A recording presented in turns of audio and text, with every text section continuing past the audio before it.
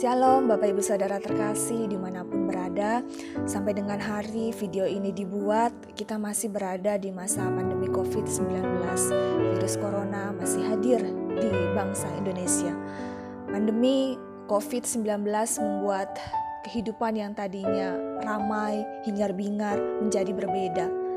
Belajar dari rumah, bekerja dari rumah, bahkan beribadah di rumah adalah perubahan drastis situasi yang tidak pernah kita sama-sama alami sebelumnya. Selain kita ditantang untuk punya daya tahan tubuh yang baik, kita juga ditantang bagaimana kita ketika di rumah tetap melakukan aktivitas, kita tetap memberi yang terbaik. Tidak mungkin kita hanya menghabiskan waktu di rumah hanya dengan diam. Kita malu dengan binatang semut di rumah. Coba perhatikan semut, pasti hampir tidak pernah kita melihat semut itu diam. Semut selalu bekerja untuk mempersiapkan bekal masa depannya. Bagi saya, ada 3 cara untuk kita bisa tetap produktif berkarya di masa pandemi ini. Yaitu pertama, kita mempunyai perencanaan yang baik untuk hari esok. Perencanaan membuat kita menjadi fokus, melihat mana prioritas yang lebih dulu untuk dilakukan. Perencanaan akan membuat kita mengatakan tidak pada hal-hal yang akan membuat waktu terbuang dengan percuma, yang tidak akan memberikan perkembangan bagi masa depan kita. Perencanaan akan membuat kita taat pada waktu yang sudah kita tetapkan, alias disiplin. Dalam hidup ini, bukan seberapa banyak waktu yang kita miliki, tetapi seberapa efektif di dalam kita mengatur waktu. Yang kedua, kita tetap harus berpengharapan.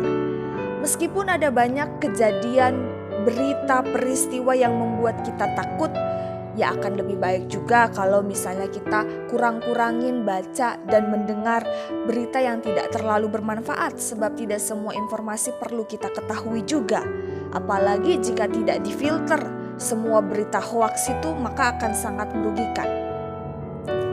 Seperti tubuh perlu asupan yang bergizi, begitu juga pikiran kita perlu asupan informasi yang bergizi.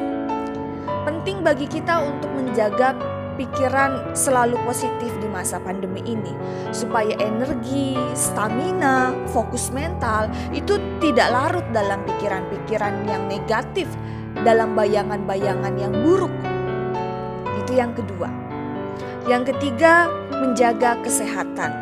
Meskipun daftar tugas, daftar perencanaan sudah dengan amat sangat baik kita susun, tetapi itu semua tidak bisa kita lakukan kalau kesehatan terganggu. Kita wajib mematuhi protokol kesehatan, tidak boleh mengabaikan masker, mencuci tangan, dan menjaga jarak dengan yang lain. Selain itu, kita juga harus bisa paham sinyal tubuh kita.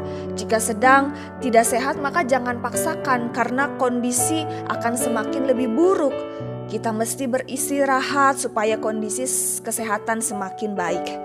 Kita pun perlu didukung oleh makanan, minuman yang sehat, serta selalu bisa menyediakan waktu untuk berolahraga.